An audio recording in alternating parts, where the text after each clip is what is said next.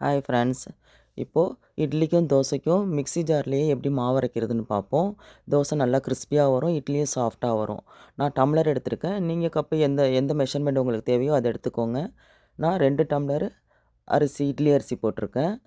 3/4 tumbler உளுந்து போட்டுக்கோங்க. ஒரு 1/2 டீஸ்பூன் வெந்தயம் போட்டுக்கோங்க. எல்லாத்தையும் தண்ணி விட்டு ஒரு 2 டைம் நல்லா வாஷ் பண்ணி ஊற்றிட்டு, இந்த அரிசி மூழ்கிற அளவுக்கு தண்ணி ஊற்றி ஒரு 2 மணி நேரம் இல்லை 4 மணி நேரம் நீங்கள் வச்சுடுங்க. நல்லா ஊறி வரட்டும் அரிசி.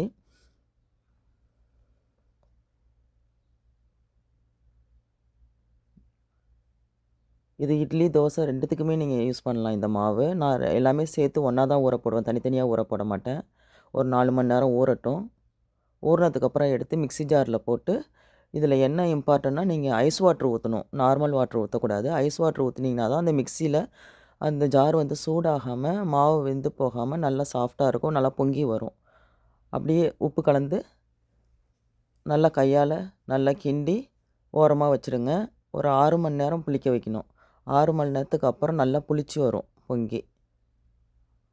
பாருங்கள், 6 மணி நேரத்துக்கு அப்புறம் எடுத்து பார்த்தீங்கன்னா நல்லா பொங்கி வந்திருக்கும். மாவு கம்மியாக இருந்துச்சுல, பாருங்கள் ஃபுல்லும் வந்துருச்சு. இப்போ நீங்கள் தோசை வேணாலும் ஊற்றிக்கலாம், இட்லி வேணாலும் ஊற்றிக்கலாம். நல்லா கிறிஸ்பியாக வரும் தோசை. தோசை பார்த்துட்டு நெய்யோ எண்ணெய் வேணாலும் எண்ணெய் ஊற்றிக்கோங்க. 2 சைடு திருப்பி போடுங்க. நல்லா கிறிஸ்பியாக வரும்.